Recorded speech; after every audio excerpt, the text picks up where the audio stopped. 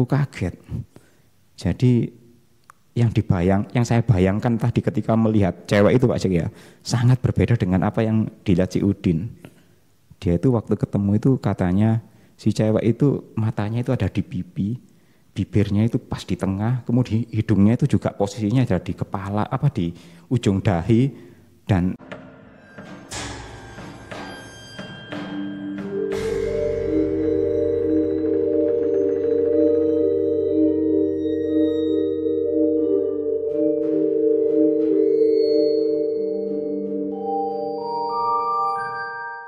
Assalamualaikum warahmatullahi wabarakatuh. Halo sobat pemburu kisah, kita jumpa lagi di Mystery Zone. Bagi yang belum subscribe, silakan untuk subscribe agar tidak ketinggalan kisah-kisah kami selanjutnya.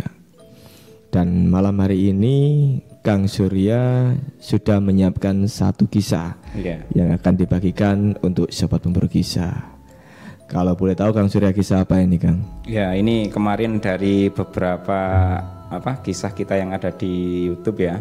Itu kebetulan ada beberapa komen yang sepertinya pengen kita diminta untuk berbagi kisah-kisah pribadi kita Pak Jack. Ya sebenarnya ada sih banyak kisah yang mungkin bisa kita bagikan ya. Cuman memang ya karena waktu lebih sering banyak permintaan dari sobat pemburu kisah yang lain agar cerita mereka yang diangkat. Ya akhirnya pada kesempatan kali inilah mungkin sekali-sekali kita berbagi apa yang kita alami beberapa waktu yang lalu Pak Jack ya. Ini kisah tahun berapa Kang? Ya ini kira-kira belasan tahun yang lalu Pak Jack. Soalnya saya masih mau lulus kuliah waktu itu. Jadi ketahuan nih umurnya berapa nih.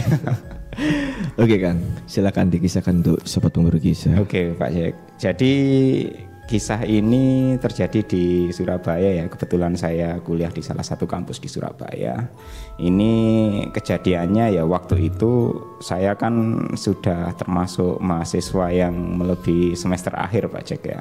Ya maklum lah kalau mungkin teman-teman dulu itu yang berkuliah di kampus teknik rata-rata untuk bisa lulus tepat waktu itu memang sesuatu yang ya luar biasa ya. Jadi seperti saya ini waktu itu ya nggak bisa lulus tepat waktu Pak Jack. Jadi harus melewati beberapa semester setelahnya. Dan kebetulan kalau zaman saya dulu itu teman-teman ini bagi yang sudah mau tugas akhir itu biasanya mereka ini kan boleh menginap di kampus. Menginap di kampus dalam artian ada fasilitas di mana kelas-kelas area kampus itu ada yang dikhususkan untuk teman-teman itu boleh menginap sambil mengerjakan tugas akhir mereka. Jadi kalau teman-teman skripsi kan mungkin juga boleh dikerjakan di rumah, tapi kalau saya dulu itu boleh dikerjakan di kampus karena memang pertama juga membutuhkan waktu yang lebih konsentrasi ke sana, dan kedua juga kan juga bareng dengan teman-teman yang lain Pak Jack. Jadi semangat untuk bisa selesai itu lebih enak lah daripada mengerjakan sendiri. Kemudian besok paginya bisa langsung konsul dengan dosen atau pembimbing. Akhirnya saya dan beberapa teman saya ini memang lebih sering menginap di kampus. Jadi ya kita aktivitasnya di atas kampus. Itu kebetulan waktu itu kelas kami yang diperbolehkan untuk menginap itu ada di lantai 3. Otomatis ya kita harus sering aktivitas banyak di atas lantai 3 dong. Itu pun kita jarang banget aktivitas di bawah, paling keluar kampus itu hanya untuk cari makan gitu aja Pak Jack. Jadi keseharian itu tiap hari konsultasi dengan dosen pembimbing, kemudian sore hari sampai malam harinya itu ya otomatis selalu ada di lantai 3. Ya seperti itulah aktivitas saya selama 2-3 bulan terakhir itu Pak Jack. Kebetulan ya di lantai 3 itu nggak hanya ada saya, ada beberapa teman lain termasuk salah satu sahabat saya. Ya ini kemarin saya konfirm minta namanya tidak disebutkan, mungkin panggil saja si Udin gitu aja ya. Nah sahabat saya ini waktu itu memang barengan, dia juga tidak bisa lulus tepat waktu ya. Jadi tipe-tipe seperti saya lah, jadi harus melewati semester-semester berikutnya untuk bisa menyelesaikan tugas akhir. Saya kalau aktivitas kemana-mana biasanya ya bareng sama dia, misalkan keluar cari makan, keluar pulang ambil sesuatu ke kos-kosan atau gimana, belanja peralatan tulis dan lain sebagainya, alat tulis itu mesti sama dia. Termasuk pada suatu malam, waktu itu kebetulan weekend. Jadi di akhir pekan itu beberapa teman kami itu pulang Mbak Jack. Menyisakan saya, si Udin ini dan beberapa orang lagi. Jadi kampus waktu itu sangat sepi. Tapi security sudah tahu bahwa wajah-wajahnya mahasiswa yang menginap itu siapa saja. Mereka sudah hafal, terutama sama saya dan teman-teman saya. Waktu itu menunjukkan sudah jam 12 malam. Dia sempat ngobrol sama saya. Kita belum makan loh ya. Iya, ya sudah, kita turun aja yuk nyari makan keluar gitu. Ya paling jam segini yang ada hanya nasi goreng, enggak masalah. Yang penting kita makan dulu. Akhirnya kita ngobrol dengan beberapa teman yang ada di dalam ruangan itu, karena nggak banyak ya. Akhirnya 2-3 teman saya itu ikut nitip. Ya sudah, kalau mau turun aku nitip juga, dibungkuskan makanan, aku juga. Nah akhirnya sepakat saya dan si Udin ini akan pergi ke tempat jualan makan di luar kampus dan berencana juga sambil membelikan titipan dari teman-teman itu semua. Akhirnya kami berdua turun. Dan ternyata memang kondisi kampus saat itu sepi banget Pak Jack. Karena mungkin ya itu tadi ya, karena sudah akhir pekan, terus waktunya sudah jam 12 malam, kami turun ke bawah itu kondisinya sepi, semua lampu kelas sudah mati, bahkan hanya dinyalakan itu hanya di area kayak tempat security, area parkir motor pun juga sepi. Karena mungkin memang waktu itu saya dan teman-teman sudah paham ya, kalau kita tidak membutuhkan lampu, memang sama security memang kita sudah diminta kalau memang nggak dipakai lampu dimatikan aja. Bahkan beberapa area selasar itu pun kita matikan juga, kecuali kalau kita mau keluar atau masuk kampus lagi akan melewati tempat itu baru kita nyalakan. Karena kebetulan tempat untuk area kita ini memang masih tidak terlalu jauh dengan area parkir, jadi kita hanya menuruni anak tangga melewati selasar baru kemudian sampai di parkiran motor. Akhirnya saya memang sudah menyadari bahwa malam itu benar-benar sepi. Bahkan saya sama si Udin pun waktu beli nasi goreng itu pun juga kondisinya sangat sepi. Kita datang, Pak penjual nasi gorengnya juga nggak ada pembeli lain lah, karena sudah jam 12 malam ya. Setelah selesai pun ya seperti itu, kita bawa nasi goreng balik lagi ke kampus, itu jalanan sudah sangat sepi Pak Jack. Ya mungkin biasalah kalau zaman dulu itu mungkin kalau weekend itu rata-rata mahasiswa kampus yang luar kota itu pada pulang Mbak Jack. Jadi kondisi area sekitar kampus, baik itu jualan makanan maupun tempat-tempat kayak anak-anak muda nongkrong, tempat jualan kopi sama gorengan, itu sepi semua. Ya akhirnya saya sama teman saya ini pun balik lagi ke kampus. Waktu itu kondisinya sudah hampir 1:30 malam Mbak Jack. Kondisi masih seperti tadi, sunyi, sepi, semua lampu juga padam.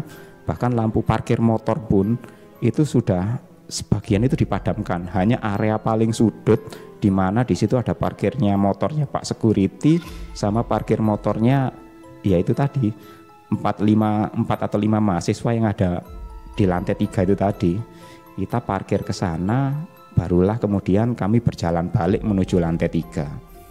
Nah, kebetulan kampus saya ini kan dengan kampus lain itu jaraknya berdekatan Pak Jack. Bahkan untuk misalkan parkiran motornya itu hanya terpisahkan oleh kayak semacam barier pagar saja. Jadi kalau saya mau lebih cepat masuk ke lantai 3 itu mungkin bisa melewati selasarnya kampus sebelah juga bisa. Atau bahkan sebaliknya, anak-anak kampus sebelah yang mau keluar itu bisa lewat ke parkirannya kampus saya. Jadi seperti itu. Dan saat itulah saya bawa bungkusan nasi, sementara teman saya kan harus memarkirkan sepeda motor dulu Pak Jack ya. Dia harus memarkirkan motor, saya turun, tidak sampai di parkiran saya turun. Udin, kamu parkirin motor ya, aku tak langsung naik aja. Oh ya udah, tak parkirin motor aja, karena memang untuk masukkan motor ke parkir itu harus buka pintunya, nutup lagi. Jadi daripada kelamaan, takut teman-teman di atas sudah pada nungguin, saya berinisiatif bawa bungkusan kresek berisi makanan tadi untuk berangkat lebih dulu ke lantai atas. Nah, pada saat berjalan menuju tangga, memang kondisi sangat sepi Pak Jack. Di selasar itu pun juga saya tidak menemukan Jangankan kayak ketemu teman saya sendiri, biasanya ada kayak cicak atau binatang yang berseliweran aja, malam itu terasa nggak ada sama sekali. Saya berjalan sambil membawa kantong kresek makanan. Nggak lama kemudian, jauh di depan saya di ujung selasar itu ada orang lain yang berjalan ke arah saya, Pak Jack. Waktu itu kalau saya lihat dari posturnya sih dia itu cewek. Saya juga penasaran, ini jam segini kok ada mahasiswi ya yang lewat sini. Saya waktu itu berpikir cuman gini, oh iya sih, ini kan weekend, malam minggu, jangan-jangan ini mahasiswi dari kampus sebelah, kampus tetangga gitu. Dan mungkin biasanya waktu itu kalau weekend gini itu sering, kalau zaman saya itu dulu Pak Jack ya, ada kayak nonton bioskop lah malam minggu gitu, nonton bioskop sampai midnight, baru kemudian pulangnya ya nggak langsung diantar ke kosan, tapi masih ngambil motor ke kampus dulu atau gimana ya. Mungkin anak-anak pacaran zaman dulu itu seperti itu ya, termasuk zaman saya juga Pak Jack. Nah, saya lihat wah ini kayaknya mahasiswi kampus sebelah ini, karena waktu itu saya kan sudah mahasiswa angkatan lanjut ya, jadi merasa pasti ini hitungannya masih terhitung adik kelas lah, karena kalau anak-anak kampus sebelah ini saya jarang tahu ada yang penampilannya seperti ini. Jadi saya semakin dekat saya mungkin makin jelas tahu, oh ini ternyata kalau dari posturnya nih cewek ini kayaknya cakep juga nih, posturnya ramping, terus jalannya juga kayak gemulai gitu. Saya mulai ya berpikiran aneh-aneh lah, sambil berpikir wah ini pengen kenalan atau apa, kok tumben malam-malam sendiri motong jalan lewat kampus saya gitu. Semakin dekat saya makin tahu dia itu ya pakaiannya seperti mahasiswa zaman itulah. Jadi pakai celana, sepatu, terus ada kayak pakai jaket gitu, tapi rambutnya masih digerai. Makin dekat ke saya lihat, oh iya wajahnya memang dari kejauhan di temaramnya lampu itu ya kelihatan dia ini kayaknya ya cakep lah. Terus ketika semakin dekat dengan saya, jaraknya kira-kira 3 meteran lah, dia itu mulai menundukkan muka Pak Jack. Mungkin karena sungkan atau gimana ya, saya sebenarnya pengen menyapa gitu, tapi entah kenapa semakin dekat itu kok saya itu merasa memutuskan, mending gak enak dah nyapa. Kalau nyapa mungkin takutnya sok akrab atau saya kenal gitu, karena mungkin ya mahasiswi kampus sebelah ya. Jadi saya hanya cuma berjalan, berpapasan, hanya sekedar melihat sekilas gitu aja. Dan ketika dia berjalan melewati saya masih ingat waktu itu kayak ada bau parfum gitu Pak Jack. Tapi parfumnya ini, saya baunya itu parfumnya seperti parfumnya kembang, wanginya itu seperti wanginya bunga sedap malam. Cuman waktu itu saya ingat, wah parfumnya kok wangi banget ya. Saya belum sempat berpikir kok kayak bunga, itu belum berpikiran seperti itu. Saya taunya kok baunya parfumnya wangi banget, seger banget. Bahkan sampai dia itu berjalan melewati saya berjalan melewati bekas jalannya dia tadi, rutenya yang dia lewati, baunya itu masih ada. Ya saya sambil masa bodoh ya, sambil berpikir, wah ini pasti nanti bakalan ketemu si Udin ini di parkiran kalau dia memang arahnya ke sini. Karena selasar itu adalah satu-satunya jalan yang nantinya pasti bertemu dengan parkiran di mana si Udin masih parkirin motornya Pak Jack. Saya bergegas naik ke lantai 3. Di sana saya langsung menyerahkan pesanan makanan nasi itu ke teman-teman, dan saya waktu itu segera menyambut si Udin yang akan masuk ke ruangan, karena saya tahu si Udin ini anaknya agak ya itulah, dia itu kalau ketemu cewek cakep itu Pak Jack ya mesti salah tingkah. Saya ingin godain dia maksudnya gitu. Saya tunggu di luar ruangan. Nggak lama kemudian si Udin ini naik, muncul dari tangga. Dia ini biasanya kalau kemana-mana selalu ya jalannya itu sambil berdendang-dendang, bernyanyi gitu. Tapi kali ini dia kok jalannya diam gitu. Bahkan semakin dekat dengan saya, wajahnya itu kelihatan pucat Pak Jack. Saya berpikir, wah ini si Udin ini pasti gara-gara ketemu cewek cakep tadi, dia salah tingkah, mungkin sampai sekarang jadi pucat ini mukanya. Saya diam aja, setelah dia mendekat, langsung saya tepuk pundaknya. Weh kok malah salah tingkah gini sih? Pasti tadi ketemu cewek cakep ya di bawah ya. Dia cuma diam aja ngelirik saya sebentar, tapi nafasnya itu ngos-ngosan Pak Jack. Dan ketika saya pegang pundaknya, tubuhnya itu gemetaran. Loh kamu kenapa? Kamu tadi pengen nyapa itu cewek ta? Pasti kamu dimarahi ya istilahnya, kok berani-beraninya kamu yang biasanya takut sama cewek gini kok godain cewek cakep. Setelah itu dia narik tangan saya, duduk ke dalam, ngambil botol minuman itu, langsung air mineral itu diminumnya, nggak bilang-bilang. Bahkan teman-teman saya yang ada di dalam ruangan makan itu juga ngeliatin dia. Barulah dia ngomong, iya tadi ada cewek tapi nggak cakep sama sekali. Loh, tadi kan papasan sama aku, dia yang pakai jaket, pakai celana, pakai sepatu, rambutnya digerai. Iya, tadi aku ketemu. Lah terus gimana, nggak kamu sapa? Ya niatnya sih aku mau nyapa gitu, tapi pas makin dekat itu aku kaget. Jadi yang saya bayangkan tadi ketika melihat cewek itu Pak Cek ya, sangat berbeda dengan apa yang dilihat si Udin. Dia itu waktu ketemu itu katanya si cewek itu matanya itu ada di pipi, bibirnya itu pas di tengah, kemudian hidungnya itu juga posisinya ada di kepala, di ujung dahi, dan beberapa mukanya itu keriput. Pokoknya waktu itu sudah nggak seperti muka manusia lah. Dan si cewek itu katanya sempat berhenti di tengah jalan, menatap teman saya, sampai teman saya itu ragu apakah dia itu akan melewati itu cewek atau bahkan harus balik arah.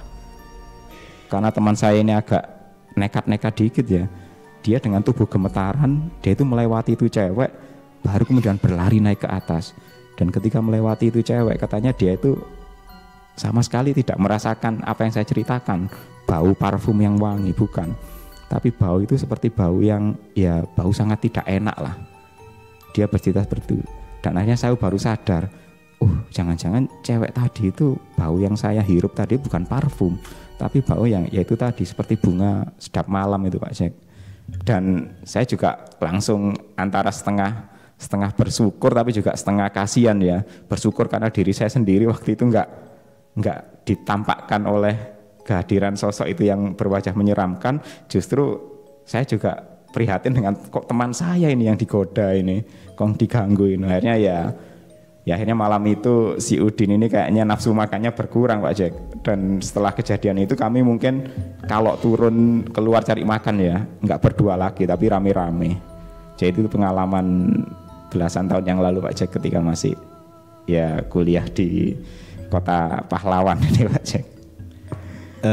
Ada nggak Kang cerita yang sejenis, artinya gini, si cewek tadi ini pernah nggak ada mahasiswa lain yang kebetulan pernah bertemu atau berinteraksi dengan dia sebelumnya atau sesudahnya? Kalau sebelumnya mungkin yang sosok cewek yang berwajah aneh itu tadi kebetulan tidak pernah. Tapi kalau yang mungkin postur cewek yang sama, dengan pakaian yang sama, dengan model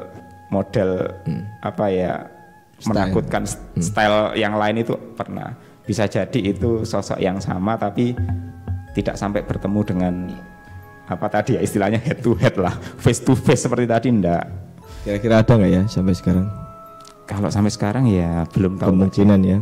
Iya kemungkinan, karena itu sudah lebih dari 10 tahun yang lalu. Jadi saya tidak tahu apakah adik-adik kelas saya masih menjumpai hal yang sama. Tapi di waktu itu zaman saya kuliah beberapa teman saya juga mengalami banyak kejadian Pak. Ya mungkin lain waktulah, ada waktu untuk beberapa teman kuliah saya barangkali bersedia jadi narasumber di sini. Barangkali mungkin sobat pemburu kisah ingin berkenalan dengan rekan-rekan saya waktu kuliah dulu dan kejadian mistis apa saja yang mereka alami, mungkin bisa lah nanti kita bagikan di sini Pak Jack. Iya. Ya, terima kasih Kang Surya telah berbagi kisah untuk sobat pemburu kisah. Dan untuk sobat pemburu kisah, jangan lupa dukung terus kisah-kisah kami, share video-video kami, dan tinggalkan komentar di bawah, serta ikuti terus kisah-kisah kami selanjutnya. Assalamualaikum warahmatullahi wabarakatuh. Bye-bye.